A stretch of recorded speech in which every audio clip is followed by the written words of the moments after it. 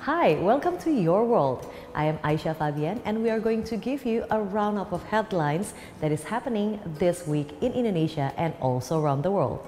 Let's begin the first segment. This is Your World.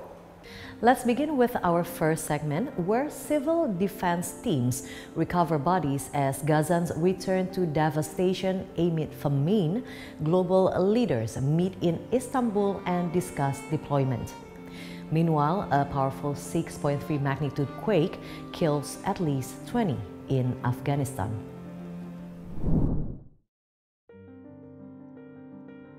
Civil defense crews succeeded in the Al Amal neighborhood west of Khan Yunis City in the southern Gaza Strip in recovering bodies of 3 martyrs killed by Israeli occupation fire in previous, separate targeting incidents during the war.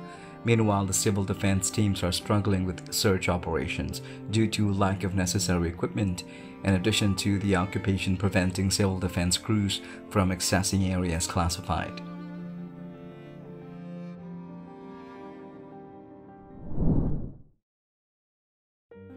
Returnees to their residential areas are shocked by the sheer magnitude of the great destruction left behind by the Israeli military operation throughout the months of the war, as broad neighborhoods and cities have been subjected to total destruction in their urban and infrastructural fabric. The suffering of the returnees will increase during the coming weeks with the arrival of the winter season, as there is no prospect of ending the situation of living inside a tent in the foreseeable future at least.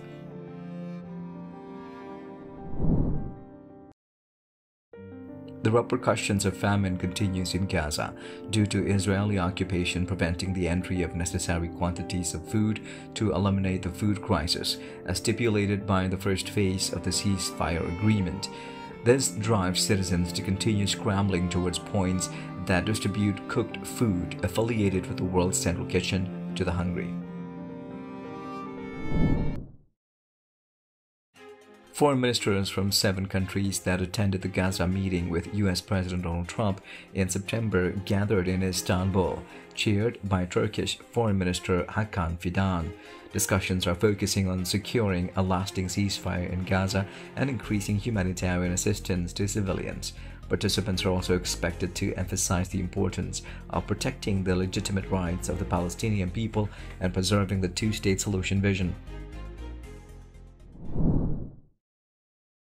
Turkish Foreign Minister Hakan Fidan said Turkey would consider sending troops to Palestine under the United Nations International Stabilization Force, but added that any deployment would depend on the mandate's details. Speaking at a Gaza-focused meeting in Istanbul, attended by representatives from 8 countries, Fidan said Turkey and several countries are ready to step up for peace.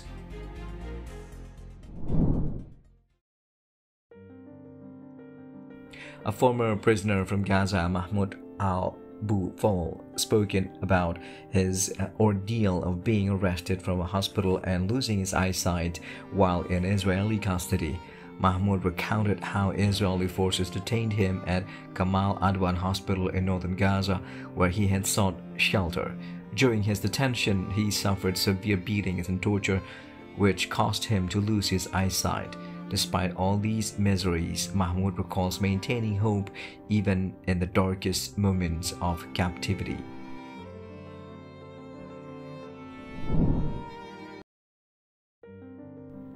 Health authorities in Afghanistan say more than 20 people were killed after a 6.3 magnitude earthquake struck northern Afghanistan overnight.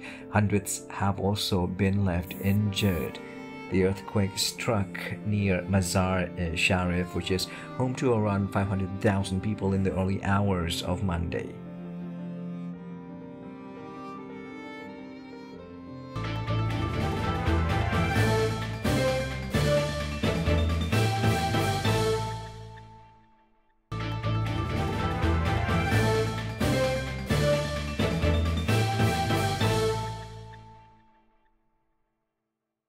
In our next segment, APEC members adopt key documents as leaders conclude meetings. Chinese and US firms express optimism on future cooperation.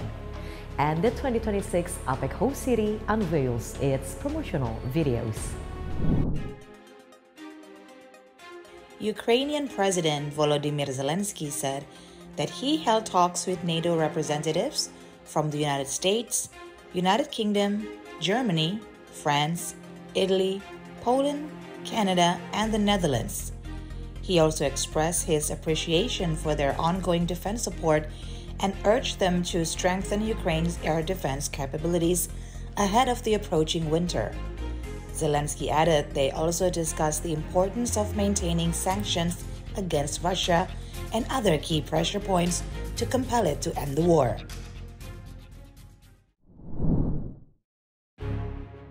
U.S. President Donald Trump spoke to reporters aboard Air Force One, blaming Democrats for the government shutdown. Trump said he won't attend the Supreme Court hearing on tariffs. Trump also said he doesn't rule out sending U.S. troops to Nigeria over recent attacks on Christians.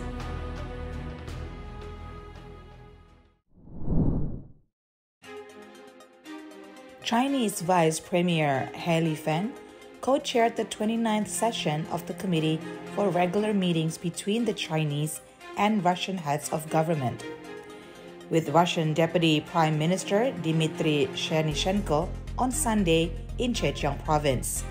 He said the heads of state of the two countries have reached a new important consensus on deepening bilateral strategic coordination and practical cooperation in various fields.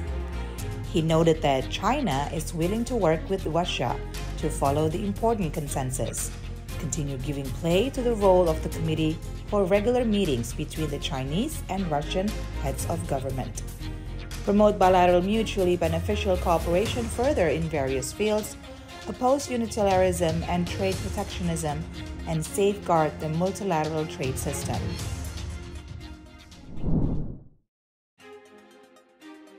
Bahrain's Foreign Minister Abdulatif bin Rashid Al Zayani met India's External Affairs Minister Dr. S. Jaishankar in New Delhi. The two leaders co-chaired the 5th India-Bahrain High Joint Commission meeting at Hyderabad House, reaffirming their commitment to strengthening bilateral relations. During the meeting, External Affairs Minister Dr. S. Jaishankar reiterated India's support for the Gaza peace plan, expressing hope for a lasting and durable solution. Bahrain Foreign Minister said that India continues to be one of Bahrain's primary trading partners, and both nations recognize that economic cooperation is essential for promoting peace.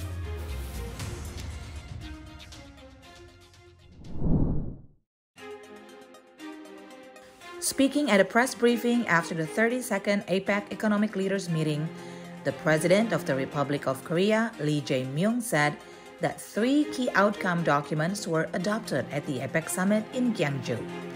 Briefing the press about the outcomes of the summit, Lee said that leaders adopted a joint declaration, an initiative on AI, and a collaborative framework for responding to demographic shifts. Guided by the theme Building a Sustainable Tomorrow, this year's APEC agenda aimed to advance regional connectivity, spur innovation-driven growth, and create a more resilient future for the Asia-Pacific.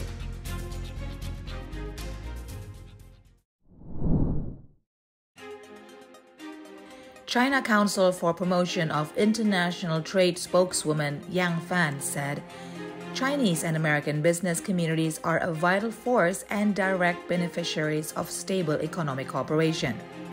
Yang said Chinese and U.S. companies at the CEO Summit were optimistic over Thursday's meeting between President Xi Jinping and President Donald Trump, saying they look forward to deeper cooperation that can bring greater certainty to global economic growth.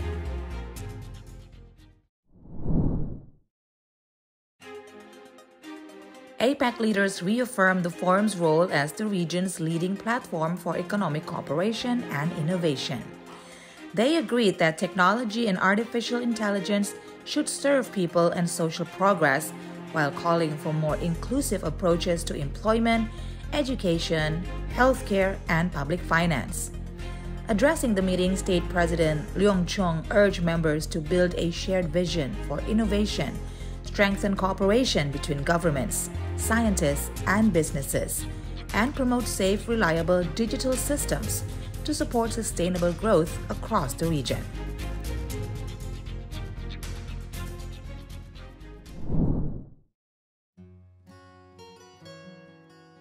The promotional video of Shenzhen, the host city for the 2026 APEC Economic Leaders Meeting, was released on Saturday at the 32nd APEC Economic Leaders Meeting in Gwangju, the Republic of Korea, on Saturday.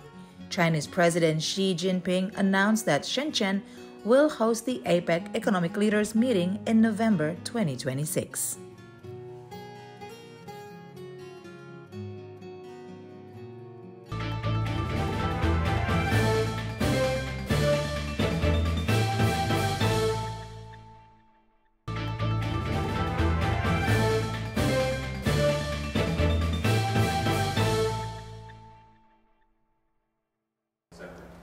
On our third segment, several cities including Ponorogo, Malang, and an Indian city earns UNESCO creative titles.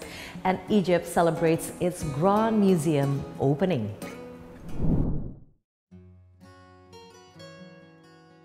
Chinese tech giant Tencent and the first affiliated hospital of Guangzhou Medical University in South China have launched a powerful artificial intelligence model that can identify gene mutations in just 1 minute, enhancing prospects for early diagnosis and treatment of lung cancer. The model, DeepGem, was trained on the world's largest dataset comprising 9,000 samples and achieves an accuracy rate of 80 to 90% in identifying lung cancer gene mutations.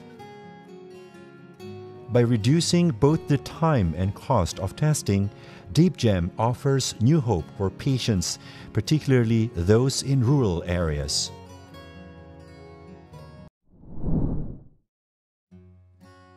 Ponorogo earned its place in the folklore and performing arts category for its preservation of Reog Ponorogo, a traditional performance art recognized as a cultural identity of East Java and an element of Indonesia's intangible heritage. Membership in the UCCN opens opportunities for international collaboration, capacity building among creative practitioners, and the global promotion of local culture. This initiative aligns with the government's efforts to place creativity and innovation at the core of sustainable development.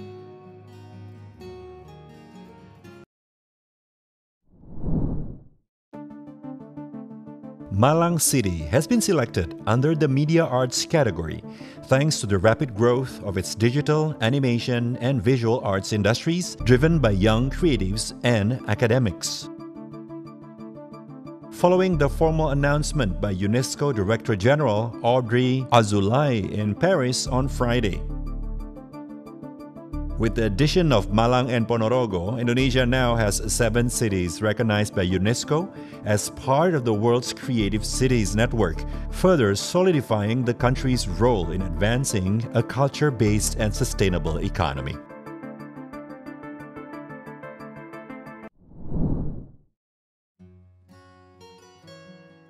Vietnam's most important production season has begun, the Lunar New Year, or Tet holiday. Food and beverage companies report orders are coming in earlier this year. Many businesses have stocked raw materials and planned production in advance to ensure stable supply and reasonable prices. Some companies have already filled their holiday orders and expect output to rise more than 30% compared to last year. Consumers continue to favor Vietnamese-made products with clear origins and fair prices, creating a lively market outlook.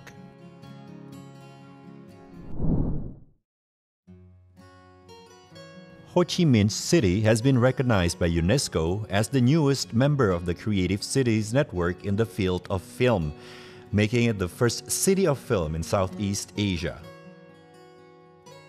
With this designation, Vietnam now has 4 cities in the network: Hanoi, Hoi An, Dalat, and Ho Chi Minh City. UNESCO says creative cities demonstrate how culture and the creative industries can drive sustainable development.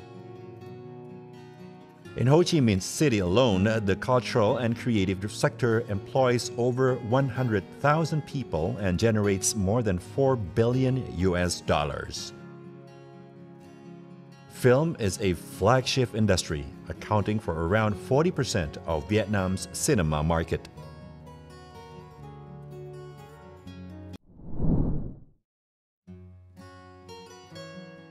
In a fusion of global taste and Indian innovations, McDonald's India has launched a millet bun burger made with technology developed by CSIR Central Food Technological Research Institute, Mysuru.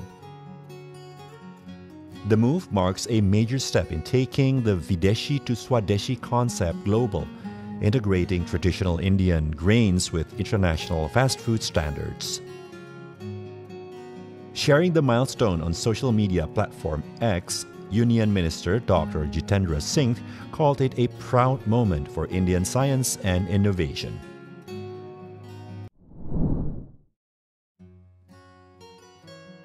Historic stone structures, single-story houses, and centuries-old architecture, these are the hallmarks of Anitli village in Mardin's Midyat district.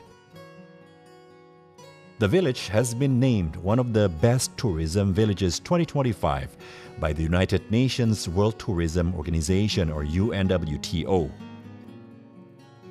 The organization reviewed 270 applications from around the world.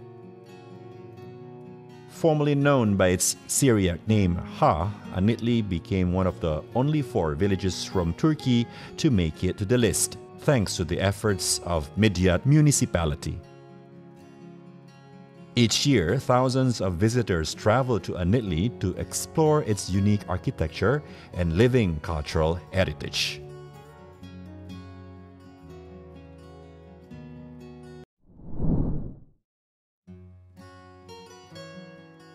India's Lucknow city has been officially designated as a UNESCO Creative City of Gastronomy, celebrating its rich Awadhi culinary heritage and its role in preserving India's diverse food traditions.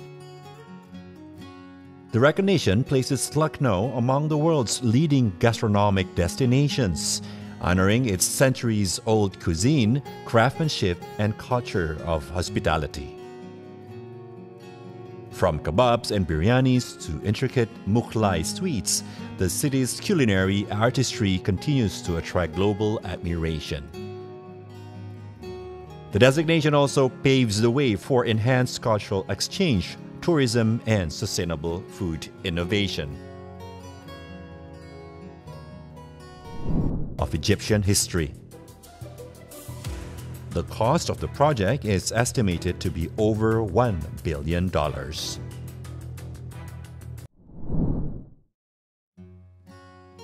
For years, a Western Victorian art gallery has been quietly collecting drawings a local resident left with the front desk. The sketches form part of an exhibition that until now has been kept quiet from everyone, including the artist himself. Johan and Hamish Elsman have a nice little routine. First stop is the art gallery. Hamish lives with autism and schizoaffective disorder. Conversations that come easily to most had seemed impossibly distant, but art and music unlocked his voice. The gallery held onto more than 250 of Hamish's sketches over the years, turning them into a surprise exhibition called Hello Hamish, an apt celebration of their secret artist in residence.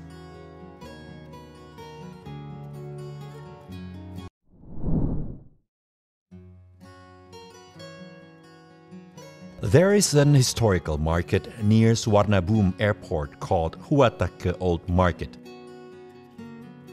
In the past, the market had been abandoned for some time.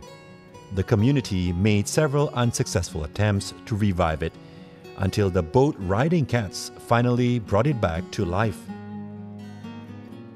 Guest house owner of Huatake Market, Chavalit Samatakul, sees that the market itself, with its historic and artistic backgrounds and its location, which is near the Suvarnabhumi Airport, has potential to be developed and stand out alone, even without his cat's boat rides.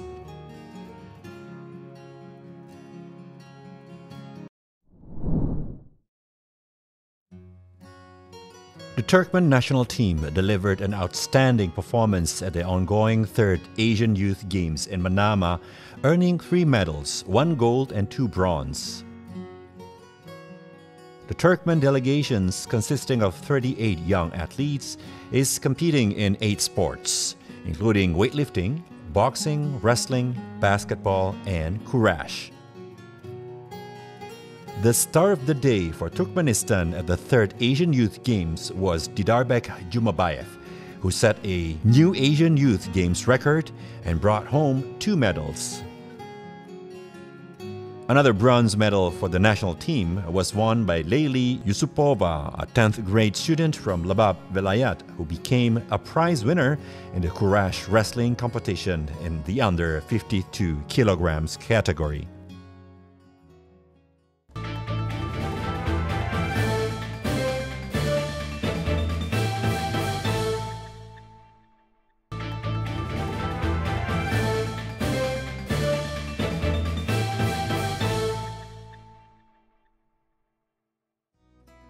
And that concludes our episodes for This Week Your World.